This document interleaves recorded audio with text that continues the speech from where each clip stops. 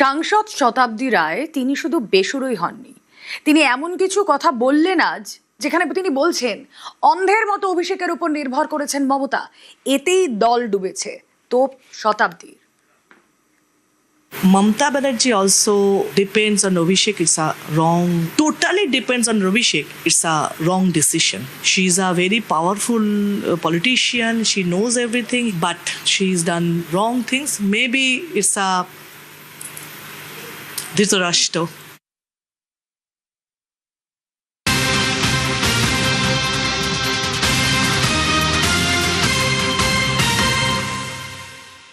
লোকসভায় তৃণমূলের বেসুরোদের একটা আলাদা ব্লক, দল ও প্রতীক হারানো কি তাহলে সময়ের অপেক্ষা? লোকসভায় তৃণমূলের বেসুরোদের আলাদা ব্লক নিয়ে আজ জারি হতে পারে বিজ্ঞপ্তি। আমরা দেখেছিলাম যে গত সোমবার এনডিএ শরিক হতে চেয়ে গত সোমবার লোকসভা স্পিকারকে চিঠি দিয়েছিলেন বেসুরোরা। দিল্লিতে দফায় দফায় বৈঠকও হয়েছে এবং লোকসভার তৃণমূলের বেসুরোদের আলাদা ব্লক নিয়ে কি তাহলে আজ জারি হতে পারে বিজ্ঞপ্তি? চলুন এ নিয়ে আরো জানবো। আমাদের সঙ্গে সরাসরি আবির রয়েছেন প্রতিনিধি। আবির, আজকে কি তাহলে বিজ্ঞপ্তি জারি হতে পারে? কি হতে পারে?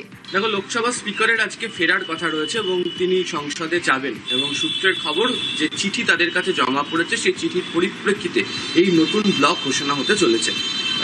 আজকেই হয়তো বিজ্ঞপ্তি দুপুর বা বিকালের মধ্যে লোকসভা সচিবালয়ের তরফ থেকে প্রকাশ করা হতে পারে। আমরা দেখেছি যে গত সোমবার থেকে একদম টান নাটকীয় পরিস্থিতি গোটা দিল্লিতে চলেছে। একদিকে তৃণমূল কংগ্রেসের প্রতীকে যেতে একাধিক যারা সাংসদ, তারা প্রথমে এক বিজেপি নেতার বাড়িতে তারা বৈঠক করেন। পরবর্তী সময় দেখতে পাওয়া যায় যে তৃণমূল সাংসদ শতাব্দী রায়ের যে বাড়ি, সেই বাড়িতে মুখ্যমন্ত্রী শুভেন্দু অধিকারী তিনি পৌঁছেছিলেন, সেখানেও একাধিক সাংসদ উপস্থিত ছিলেন, তারা কথা বলেছেন। এবং বিভিন্ন সময় দাঁড়িয়েই যারা লোকসভা তৃণমূল কংগ্রেসের সাংসদরা ছিলেন তারা বলছেন যে তারা কেন আলাদা হয়ে যাচ্ছেন, কেন তাদের আলাদা হতে হচ্ছে এবং কি সিদ্ধান্ত তারা গ্রহণ করেছেন তারা প্রত্যেকে জানিয়েছেন। গত কয়েকদিন ধরে দেখতে পাওয়া গিয়েছে যে বিভিন্ন সাংসদদেরকে করা, তাদেরকে সঙ্গে নিয়ে চলার ক্ষেত্রে কাকলি ঘোষ দস্তিদার একটা ভূমিকা পালন করেছিলেন। এরপর একে একে দেখতে পাওয়া যায় যে লোকসভার একাধিক যারা সাংসদ, শতাব্দী রায় রয়েছেন, জুন মালিয়া রয়েছে, দেব রয়েছে, অন্যদিকে হচ্ছে জগদীশ বাসুনিয়া রয়েছে, কালীপদ সোরেন রয়েছে, অরূপ চক্রবর্তী রয়েছে, প্রচুর নাম যারা রয়েছেন যে তারা একসঙ্গে তারা এক ছাতার তলাতে আসেন, তারা একসঙ্গে তারা বৈঠক করেন এবং তারা এই বিষয়ে সিদ্ধান্ত নেন যারা আলাদা ব্লক তৈরি করে যাবে। এখন রাজনৈতিক দিক থেকে দুটো ঘটনা ঘটতে পারে। প্রথমত, তারা যেহেতু বলছেন যে এনডিএ শিবিরের দিকে তারা সাহায্য করবেন, সেক্ষেত্রে এনডিএ তাদেরকে কতটা গ্রহণ করবে সেটা হয়তো সময়ের অপেক্ষা। একটা বিষয় স্পষ্ট হচ্ছে যে তারা লোকসভার মধ্যে আলাদা, তাদের যে গোষ্ঠী, সেই গোষ্ঠী যে আলাদা করে সরে যাচ্ছে, তারা যে একটা আলাদা ব্লক বানিয়ে রাজ্য বিধানসভার মধ্যেই তারা থাকবে, সেটা কার্য তাদের কথাতে স্পষ্ট করে দেওয়া হয়েছে। গতকালকে আমরা জানি যে দিল্লিতে কল্যাণ বন্দ্যোপাধ্যায়, কীর্তি আজাদ, তাদের তরফ থেকে একাধিক বিষয়ের কথা বলা হচ্ছে। তারা বলছে যে আইন অনুযায়ী ব্লক তৈরি করার ক্ষেত্রে এর আগে সংসদের তরফ থেকে বা সুপ্রিম কোর্টের বিষয়ে কি সিদ্ধান্ত হয়েছে, আইনত কি প্রক্রিয়া ঘটেছে কথা বলছে।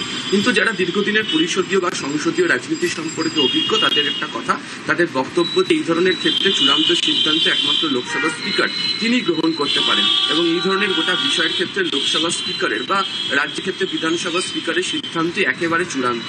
ফলে এই অবস্থাতে দাঁড়িয়ে কোনোভাবেই যে ব্লক তৈরি করতে পারা যাবে না এমনটা ভাবার কোনো কারণ নেই। দ্বিতীয়ত হচ্ছে যে যারা একটা সময় একই রাজনৈতিক দলের তরফ থেকে এসেছিলেন, যাদেরকে বলাই হতো সম মনোভাবা সম্পন্ন সাংসদ, তারা বলছেন তারা নির্দিষ্ট কিছু ইস্যুতে তাদের প্রতি যে চাপিয়ে দেওয়া যে বিষয় বা সিদ্ধান্ত, তাতে তারা সহমত পোষণ করবেন না। তাদের বক্তব্য হচ্ছে যে নিজেদের সংসদীয় এলাকার ক্ষেত্রে বা জাতীয় সুরক্ষার ক্ষেত্রে বিভিন্ন নীতি প্রণয়ন করার ক্ষেত্রে কেন্দ্রীয় সরকারের তরফ থেকে যে ব্যবস্থা গ্রহণ করা হয় বা যে ধরনের সাহায্য করা হয়, সেই বিষয়টাকে নিয়ে তারা সহযোগিতা করতে চান এবং সেই কারণেই তাদের আলাদা ব্লকের ক্ষেত্রে যাওয়া।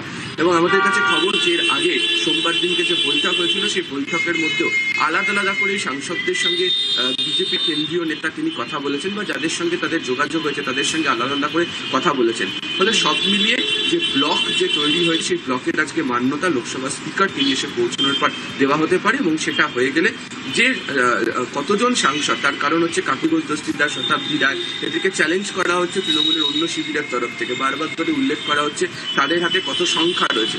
আজকে যদি ব্লক তৈরি সিদ্ধান্তের কথা ঘোষণা করে দেওয়া, সেখানে স্পষ্ট হয়ে যাবে যে সংখ্যা তত্ত্বের দিক থেকে কারা এগিয়ে থাকলেন, কাদের হাতে তাদের সর্বাধিক সাংসদ থাকলো এবং সেই সংখ্যার ভিত্তিতে বা এই সংখ্যাতত্ত্বের দিক থেকে তারা ব্লক তৈরি করার গ্রহণযোগ্যতার জায়গাতে তারা পৌঁছে গিয়েছে।